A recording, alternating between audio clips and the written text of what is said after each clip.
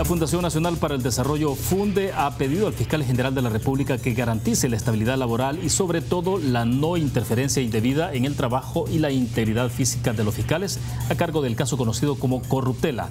¿Qué podría estar ocurriendo y qué implicaciones tiene esa situación sobre la justicia en el país? La respuesta a esa y otras preguntas aquí en 8 en Punto.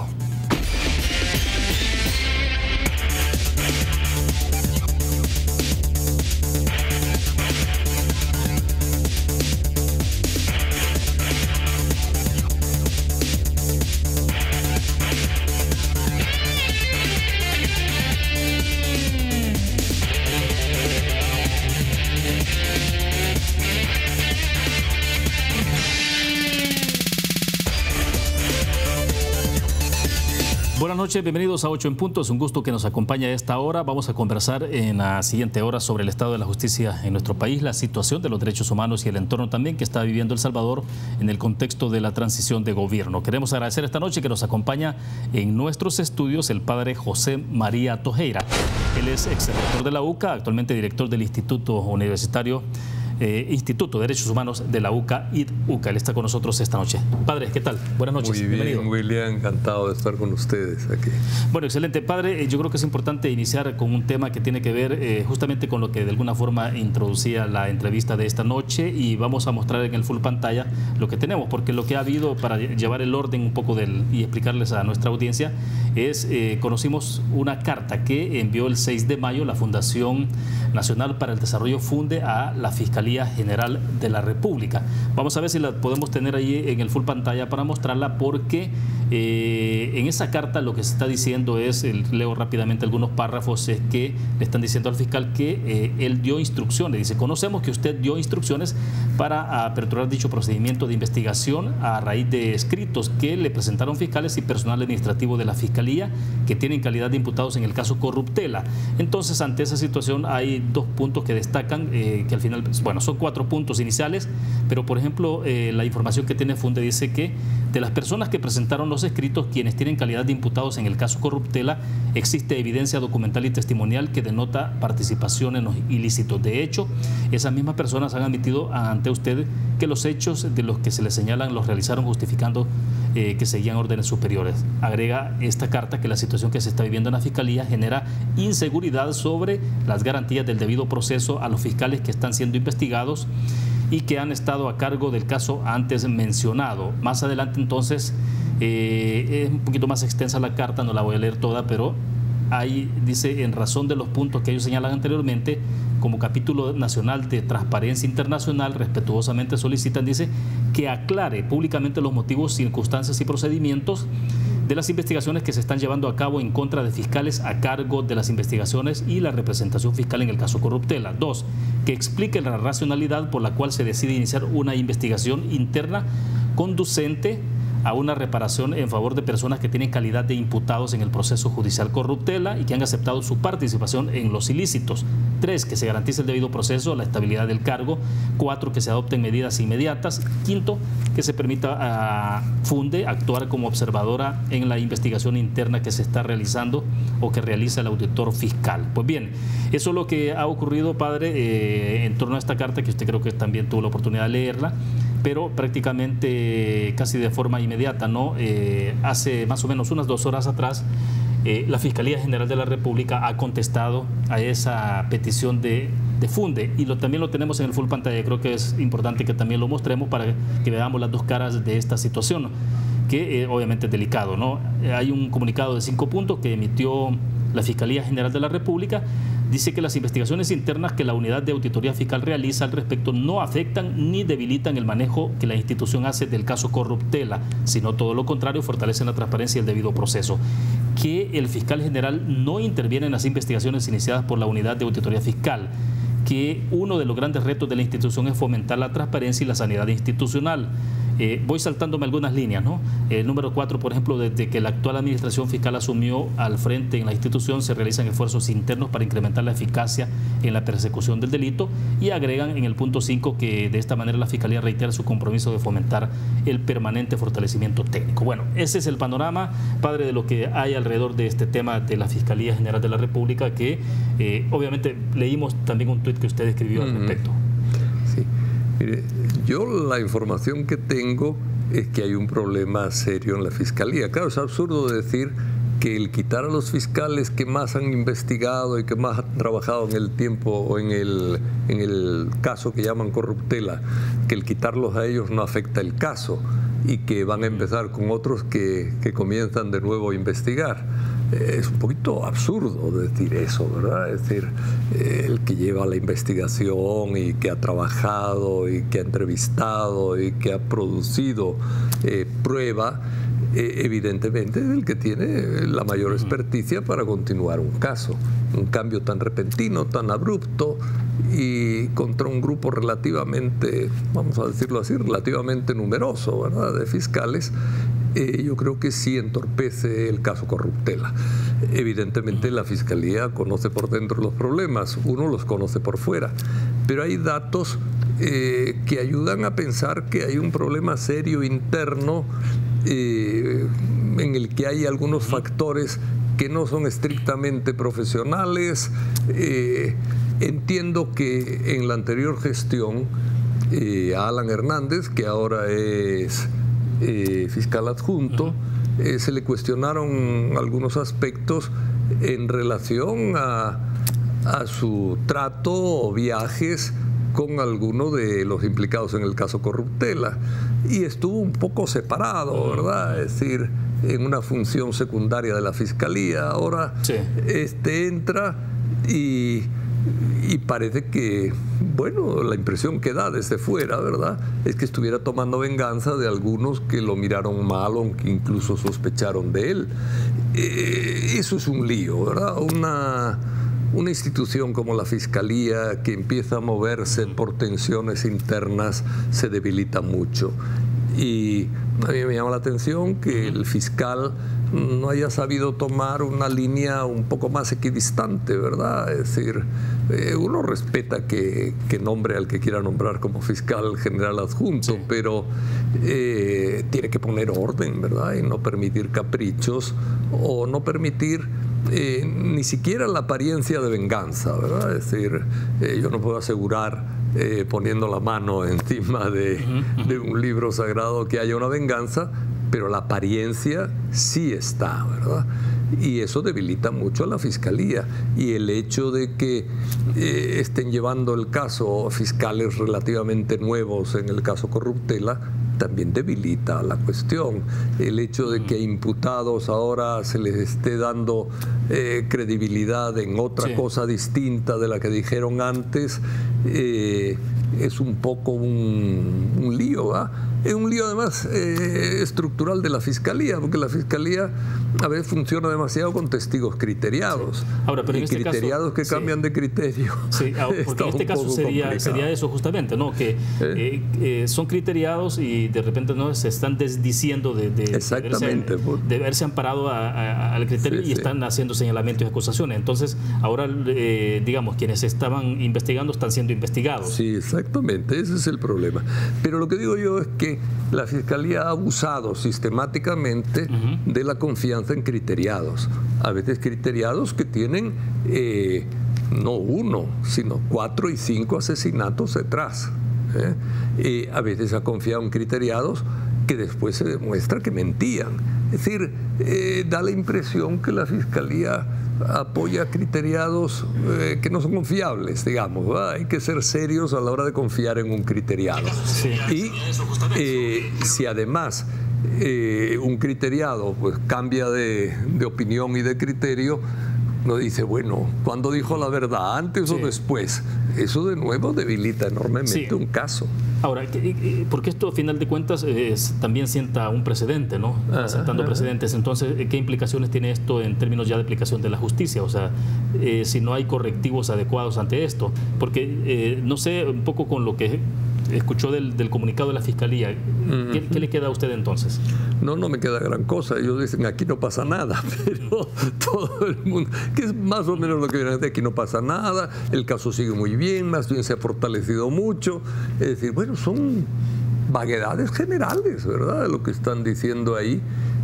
más bien uno se queda muy escéptico ante esta reacción de la Fiscalía, que me parece muy pobre, honestamente. ¿El tipo de consecuencias que esto tiene, padre, entonces a futuro, digo, para otros casos? Porque decíamos, de alguna forma va sentando una línea de acción. Bueno, para otros casos, el crear desconfianza interna dentro de la Fiscalía me parece grave, ¿verdad? Es decir, si unos fiscales en un determinado momento van en una línea y un fiscal se siente dañado por esa línea y después cuando cambia el fiscal cada 3 años, además, que es un plazo realmente tonto, ¿verdad? Para una fiscalía, un fiscal no debe durar 3 años al frente de la institución, es muy poco tiempo. Lo prudencial, digamos? Yo calcularía que 5 años estaría bien, un fiscal, o 4 por lo menos, ¿verdad? 3 me parece muy poco realmente para hacer trabajo, ¿verdad? Y más con los caprichos de los diputados que a veces sin mayor evaluación cambian de un lado a otro, dan bandazos, ponen de repente a gente. Es decir, miren, la actual fiscal, yo no dudo de su calidad académica, es decir, tiene buenas titulaciones, pero es una persona que se movía en un tipo de derecho más civil, privado, es decir, no en este derecho penal en que se mueven los fiscales. Entonces, ponerlo de repente no significa que vaya a hacer una gran labor, al revés, significa que tiene que aprender. Y que tiene que aprender bastante. Entonces, es decir, si dentro de 3 años, cuando haya aprendido, lo cambian y ponen otro parecido, es una falta de seriedad muy grande con una institución muy importante que tiene el monopolio de la acción penal en el país, que tiene la responsabilidad de perseguir a los corruptos que abundan en el país, ¿verdad? Es decir, y que abundan porque ya vemos, hasta presidentes hay, y si leemos algunas noticias de quienes estudian el traslado de dinero a los paraísos fiscales, vamos a ver también que cada año salen bastantes millones de El Salvador hacia los paraísos fiscales. Es decir, ¿es corrupción eso? No lo es, está adecuadamente investigado. Miren, cuando se empiece a investigar un caso, es bueno darle continuidad, exigir ciertamente seriedad, ¿verdad? Es decir, pero acumular pruebas y darle un voto de confianza a quienes llevan la investigación adelante. De acuerdo, vamos en este momento a hacer nuestra primera pausa comercial. Regresamos. Banco Promérica cuenta con la garantía de rapidez en todas sus cajas, donde te atienden en 20 minutos o menos. Continuamos en 8 en punto. José María Tojera, director del Instituto de Derechos Humanos IDUCA, de la UCA, está con nosotros en nuestros estudios.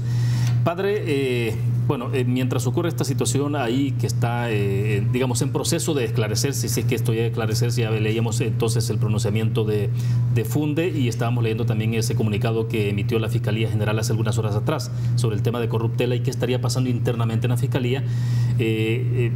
Hechos paralelos, digamos, en otra situación, lo que está pasando en Corte Suprema de Justicia, en el caso de sección de probidad.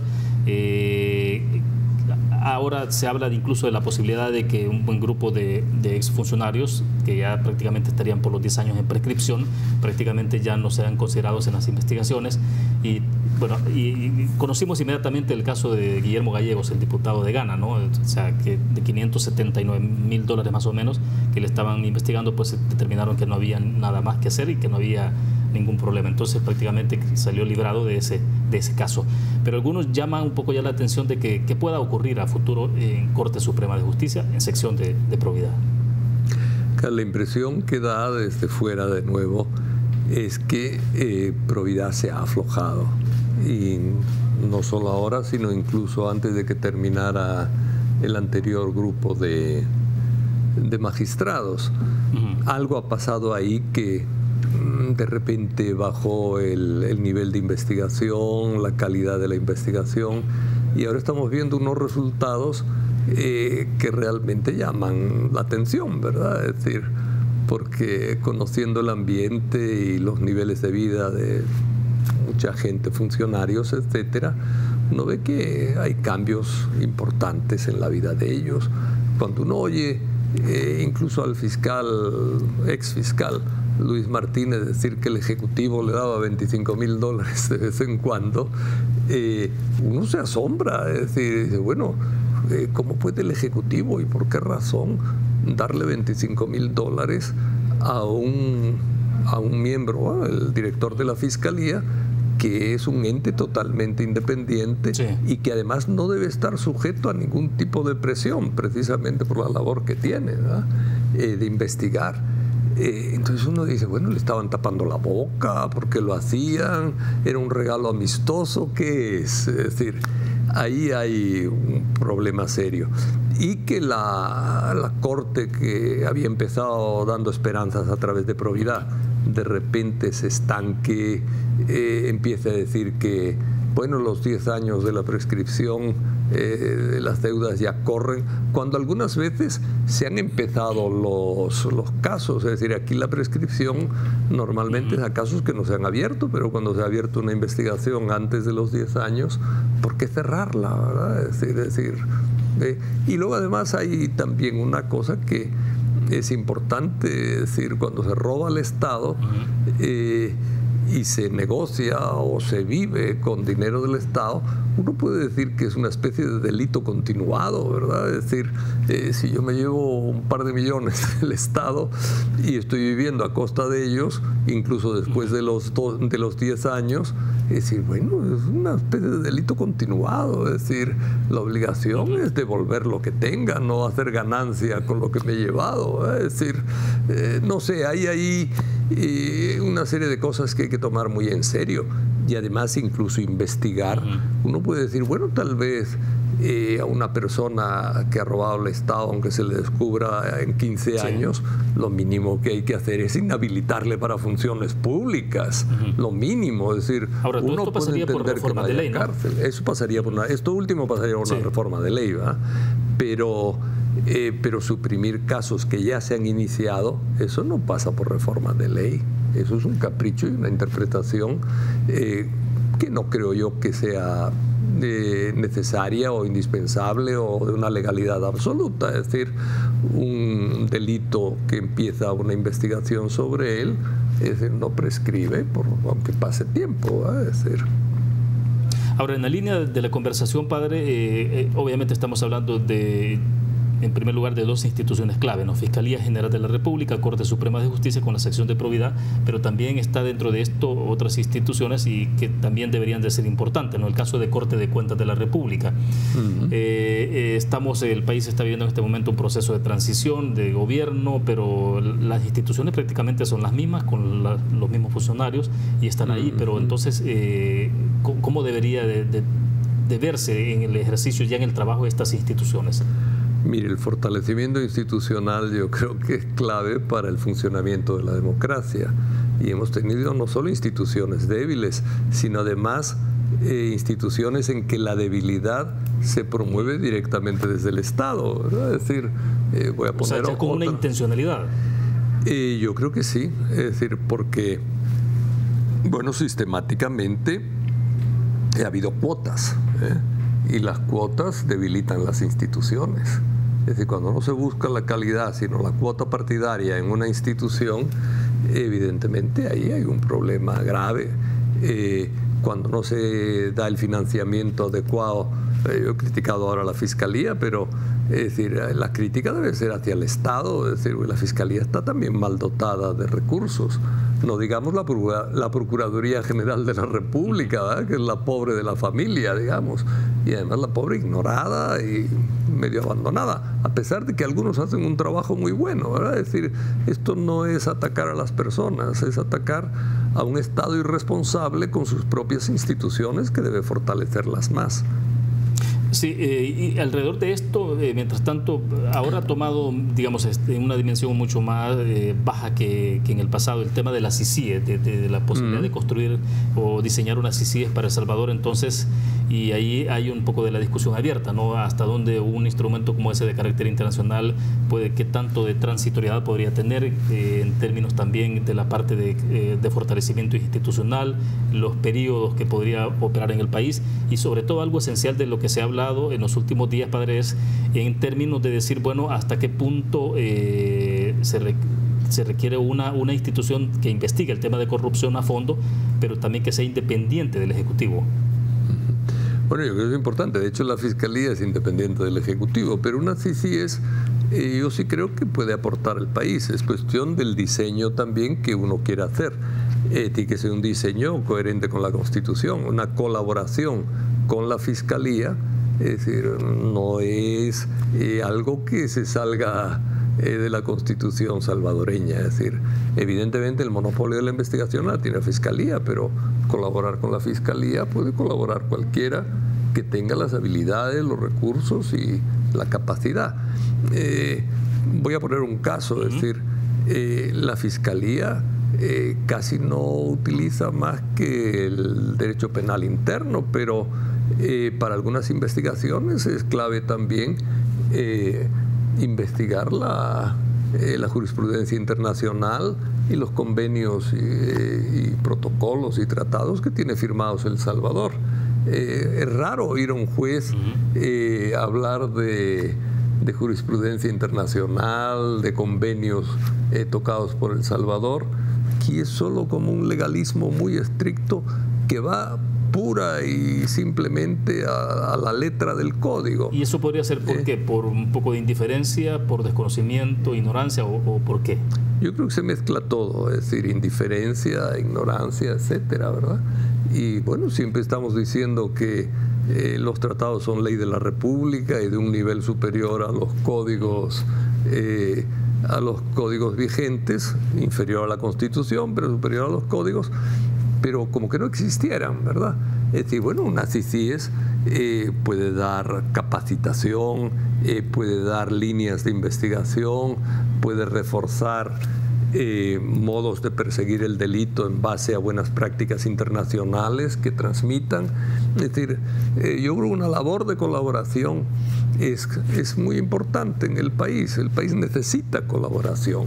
Sí, para cerrar este segmento, padre, ¿qué implicaciones tiene entonces de tener esa debilidad en instituciones claves como de las que estamos conversando en términos del respeto de derechos humanos o el ejercicio de los derechos humanos en el país? Bueno, ahí yo creo que es todavía más grave, ¿verdad? Es decir, porque hay gente que dice tonterías sobre los derechos humanos. Yo cuando oigo al ministro de Defensa dice, no, algunas de las masacres son leyenda. Las masacres están bien estudiadas. La leyenda es la justificación que se dan los militares, que no quieren abrir los archivos del ejército ni a los juzgados, ni a nadie, ni a la fiscalía, ni a nadie. Es decir, realmente en el tema de derechos humanos, la debilidad institucional golpea enormemente a la gente. Es decir, no sé, ¿qué te digo yo? Por ejemplo, la debilidad institucional, sí, incluso la debilidad legal, en el tema de las medidas extraordinarias, ¿verdad?, que ahora ya son ordinarias. Bueno, ha habido gente que ha estado sin visita familiar más de 2 años, sin ninguna justificación, es decir, sin capacidad de los familiares de acudir a nadie para reclamar el hecho. Es decir, que se le ha negado a los abogados acceso a las personas. Es decir, bueno, eso en los tratados internacionales de derechos humanos no funciona así, ¿verdad?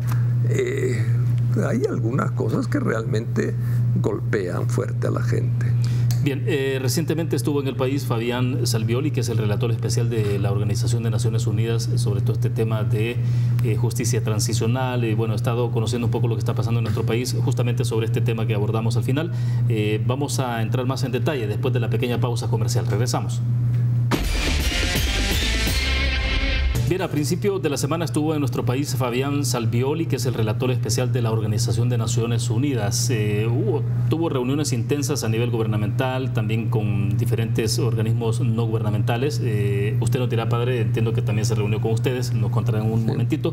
Solo quiero explicar que él estuvo acá y entonces en la información periodística que se recogió en su momento esta semana, entre algunas cosas dijo, por ejemplo, que la Fuerza Armada de El Salvador pida perdón, que permita el acceso a los archivos sobre la guerra civil y que no hagan más homenajes a miembros del ejército que participaron en masacres.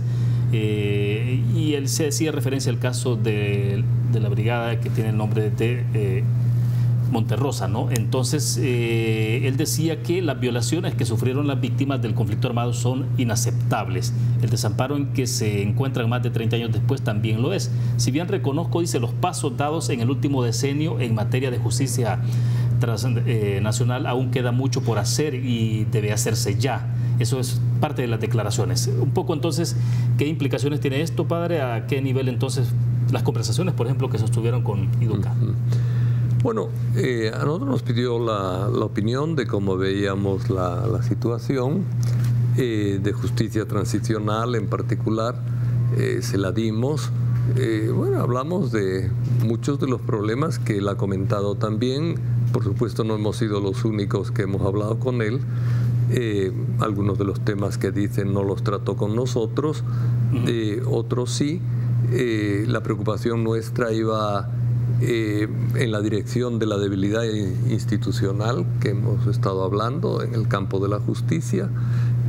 Por ejemplo, una de las cosas que comentábamos es que en la Fiscalía para los crímenes del pasado hay 4 fiscales nada más, que son muy buenos realmente y que están trabajando bien, pero 4 fiscales para casos como Monseñor Romero, los periodistas holandeses, la UCA, el Mozote, es decir, 4 fiscales es muy poco, ¿eh? Y los que se vayan acumulando, ¿verdad? Porque ciertamente se habla de, en la sentencia que hizo la Corte, la Sala de lo Constitucional, hablan de llevar a juicio los 30 y algo casos que salen mencionados en la Comisión de la Verdad. 4 fiscales no pueden llevar 30 casos de esa categoría, ¿verdad? Entonces, bueno, ¿cuándo van a empezar a ampliar? ¿Verdad? Bueno, este tipo de preocupaciones es la que teníamos nosotros en temas del pasado.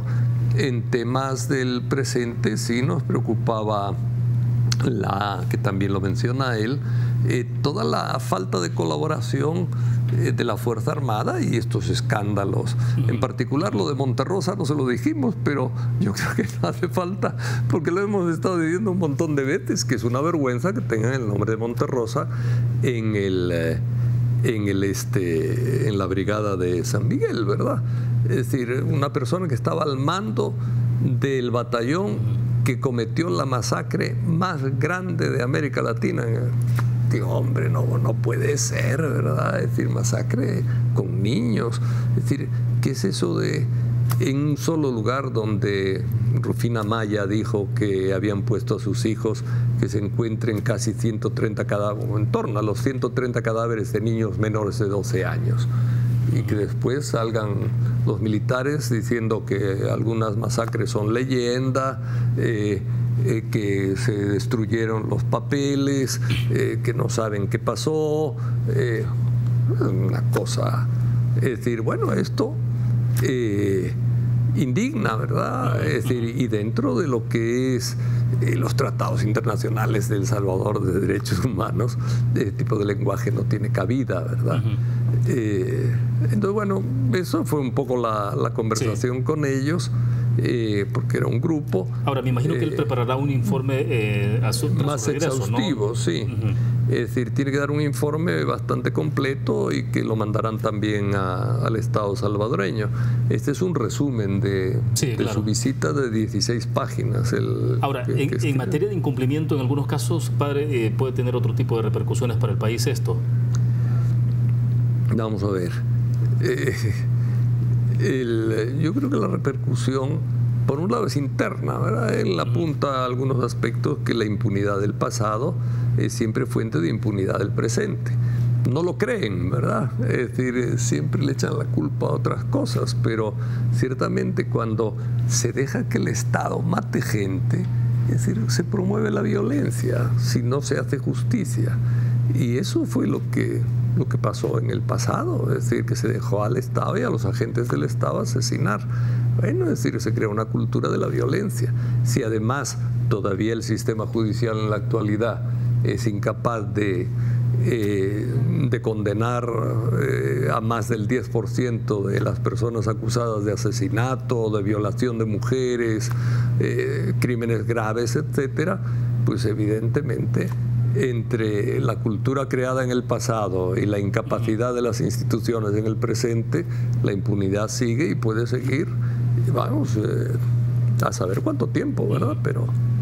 Ahora, ya que estamos en un proceso de transición en este país, transición en el gobierno, ¿qué esperaría usted entonces de la nueva administración a partir del 1 de junio en el abordaje de estos temas que estamos conversando, sobre todo este último? Y el otro caso que había un poco que está en la incertidumbre, desde luego, ¿no? Pero es si el general David Munguía Payar continúa, que sería prácticamente, ya iría para 15 años si fuera el caso, ¿no? Como ministro de Defensa. Bueno, no exactamente los 15 años, porque antes él asumió otros cargos también, pero ha hecho 2 periodos prácticamente. Entonces, ¿qué se esperaría en este proceso de un nuevo gobierno que se estrena a partir del 1 de junio? Bueno, yo de una persona que dice que las masacres son leyenda, o que algunas de las masacres son leyenda, es decir, yo lo que esperaría es que el actual presidente lo sacara, ¿verdad?, de ministro de Defensa. Pero bueno, es decir, me preguntas de Nayib, yo espero que el nuevo gobierno, hombre, ojalá ponga un civil. Es una de las cosas que le dice también el relator. Es decir, bueno, preocupa que no haya habido nunca un civil, a pesar de que en los acuerdos de paz se dice textualmente el ministro de Defensa podrá ser un civil. Da la impresión, eso ya lo digo yo, ¿verdad? Da la impresión que no puede ser un civil, porque han pasado desde el año 93 hasta el presente, bueno, el 92, que fue cuando se firmaron 27 años, ¿verdad? Y se podrá hacer, pero no pudo, vaya. Bueno, obviamente no lo hizo Arena, tampoco lo hizo el FMLN. Sí. Y podían haberlo hecho. Y hay gente que yo creo que es capaz de ser ministro de Defensa entre los civiles. Además, que el propio ejército se ha pasado dando cursos de estrategia militar a civiles, ¿verdad? En una escuela que tienen especial donde dan cursos de doctrina militar a civiles. Bueno, es decir, hay gente que conoce por dentro el ejército, etcétera. Pudieran ser. Y es bueno decir que sea además un político elegido por el pueblo, o del partido elegido por el pueblo, el que dirija a los militares. Es decir, son una institución más del Estado, y en el campo del Ejecutivo las instituciones del Estado se mueven pues a través de los políticos, ¿verdad? Pues lo normal es que hubiera un político ahí, ¿verdad? No un militar. Eso sería lo normal. Bueno, es decir, yo esperaría que Nayib hiciera eso. Además sería una manera de entrar como muy positiva y muy de reafirmación del poder civil, que es el poder que debe gobernar el país, ¿verdad? Es decir, es curioso que los partidos nunca hablan de esto, ¿verdad? Es como que les da miedo hablar de esto. También, es decir, la Asamblea jamás se ha preocupado por un tema de estos, ¿verdad? Es decir, ¿qué les pasa? Es decir, ¿tienen miedo? ¿Creen que no son demócratas los militares? ¿Cuál es el problema de los políticos con los militares que se sienten obligados a poner? Miren, Honduras es un país con menos institucionalidad que El Salvador y tienen ministros de defensa civil. Entonces, bueno, ¿cuál es el problema aquí? No lo sé, ¿verdad? Sí. Pero... Bueno, y el presidente electo que eventualmente está subido a una ola de colocar mujeres en los ministerios, ¿no? Entonces... Se ha anunciado primero las mujeres. Bueno, sí, está mal, hay 4 ministerios prácticamente ya y son mujeres las que están ahí designadas. Así que vamos a hacer la última pausa comercial. Hablemos un poco entonces, ahora sí, justamente de estos cambios que están habiendo un poco en gobierno, en este proceso de transición, el nombramiento ya y creación de nuevos ministerios a propósito. Vamos a la pausa.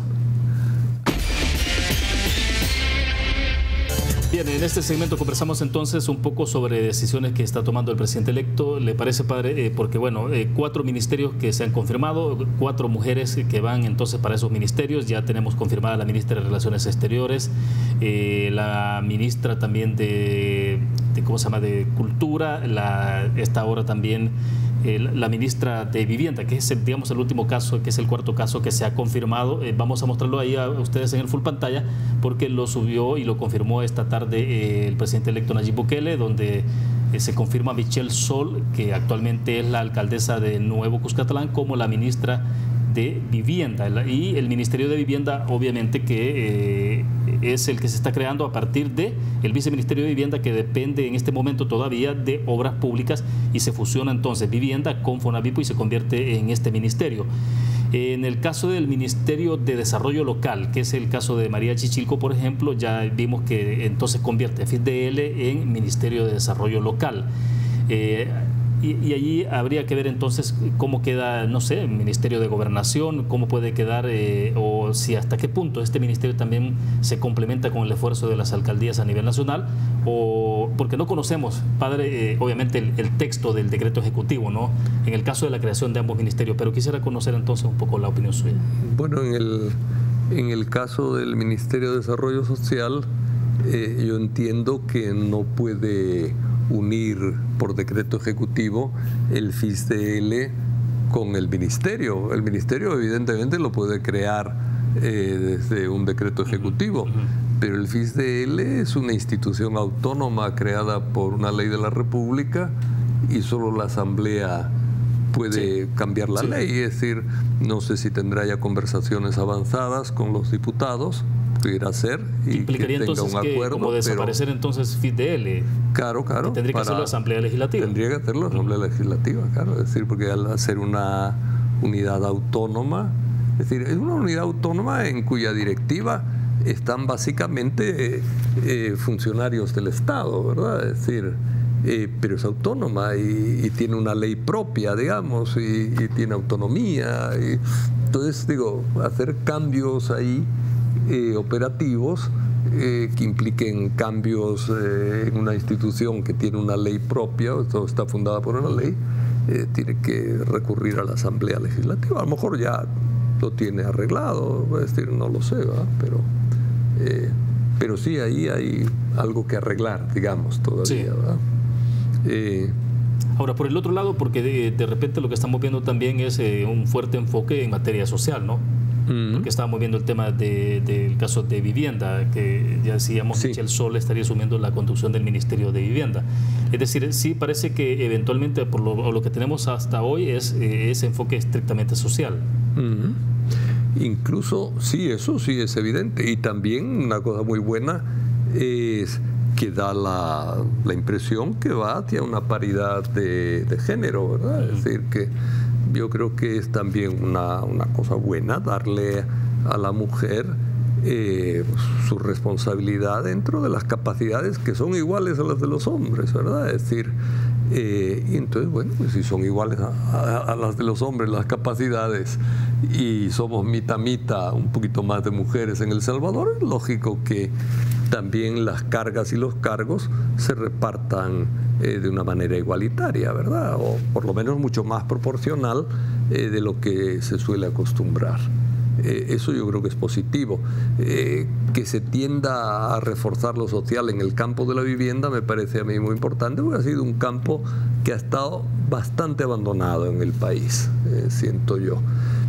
Y también que es, bueno, uno de los temas que ha ido contribuyendo a crear problemas incluso en la seguridad. Es decir, este tipo de hacinamiento urbano que ha habido no es lo más indicado para la paz social, ¿verdad? Si además el hacinamiento urbano va acumulado con problemas de pobreza, con problemas de marginación, etcétera, es lógico que surjan problemas fuertes de seguridad también. Sí, bueno, y que obviamente cada vez más lo que estamos presenciando es y que es un fenómeno a nivel mundial, ¿no? El incremento de población urbana.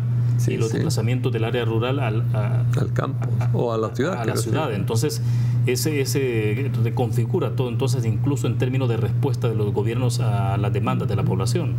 En general, claro, el cambio del campo a la ciudad produce un desarraigo fuerte, un cambio de cultura en la gente. Y si además, es decir, la gente que viene del campo, que tiene un espacio más abierto, aunque haya más pobreza en el campo, ¿verdad? Si un espacio más abierto lo encierran en unas cajitas de fósforas, con malos servicios, con floja prestación de servicios, etcétera, bueno, ¿qué esperamos, verdad? Es decir, no se puede maltratar a la gente y creer que las cosas van a seguir tan tranquilas o que la podemos utilizar a la gente después de maltratarla. La gente se revela. Sí. Ahora, mientras tanto, lo que está ocurriendo, sí, tenemos un par de minutos, padre, lo que está ocurriendo en el partido Arena, en el FMLN también, después de ese resultado electoral que obviamente el tsunami no termina de pasar por lo visto en el caso de Arena, el FMLN lo está haciendo a su manera también, parece que menos público, menos mediático, pero los dos partidos en una situación bastante compleja. Bueno, yo sí creo que los partidos tienen que mirar hacia adentro. Arena en particular, hombre, decir, tienen todavía pendiente lo de las 10 millones de Taiwán, ¿verdad? Es decir, que fueron Arena, y Arena no habla de devolver el dinero, ¿verdad? Es decir, incluso en uno de los casos que se ha abierto últimamente, los abogados decían, bueno, ¿y cómo no está Arena imputada como partido, como institución? Es decir, porque el dinero está ahí, se acusa a uno o a otro como que fueran individuos, pero es una decisión corporativa de un partido político que tiene una responsabilidad. Es decir, yo creo que Arena tiene que mirar esas cosas también y no andar en esos pleitos de gallos que da la impresión que hay ahora dentro de Arena, y realmente hacerse una reforma. Miren, a mí si me preguntan, ¿se necesita un partido de centro-derecha en el país? Ojalá, digo, pero que sea decente, ¿verdad? Es decir, que sean serios, que cumplan la ley y que no anden con tanta trampa y tanto ocultamiento de realidades internas que son graves, ¿verdad? Es decir, esto por un lado, ¿verdad? El FMLN también, mire, el FMLN se la pasó hablando de izquierdas y practicando políticas de derecha. Entonces, digo, porque eso es lo que ha hecho, ¿verdad? Es decir, sí, que somos revolucionarios. ¿Revolucionarios qué? ¿Qué quieren decir con revolucionario? Es decir, a mí cuando dicen que son revolucionarios me da risa, la verdad, como partido. Yo no veo que sea un partido revolucionario. Más bien es un partido miedoso, y un partido que hace algunas cosas, porque algunas cosas buenas ha hecho, pero las hace tan despacio, con tanta timidez, tan lentamente, que uno dice, bueno, es decir, ¿qué pasa aquí, verdad? Bueno, tienen que mirarse hacia adentro realmente. ¿Es posible que estemos ante una especie de, ya no bipartidismo, sino tripartidismo? Nuevas ideas puede crecer, ¿verdad? Sí. Es decir, a veces es bueno que haya más partidos para que haya más diálogo, ¿verdad? Es decir, un bipartidismo con partidos muy pequeñitos alrededor, con los que se hacen alianzas, lo que llamaban la aritmética legislativa, ¿verdad? Es decir, los gobiernos no son gobiernos de aritmética, son gobiernos de ideales, de propuestas, de proyectos de desarrollo, de institucionalidad. Es decir, la aritmética puede ser necesaria, pero digo, los contenidos son más importantes que la aritmética, ¿verdad? Y es lo que hay que proponer y lo que tiene que ganar a la gente. Entonces, 3 partidos pudiera ser algo positivo para el país en el sentido de que los obliguen a dialogar y a tener más claros sus planteamientos con respecto al desarrollo. Y ciertamente el que se quede atrás en el tema desarrollo le pasará lo que les está pasando a estos, que en cualquier momento se lo lleva el viento. Sí. Bueno, excelente, se nos agotó el tiempo, le agradecemos, padre, que haya compartido con nosotros. Muchas gracias, William, y seguimos ahí en contacto. Bueno, excelente, gracias entonces también a nuestra audiencia que estuvo con nosotros, nos vamos a ver mañana siempre en 8 en punto. Gracias por su fiel sintonía, que descansen, buenas noches.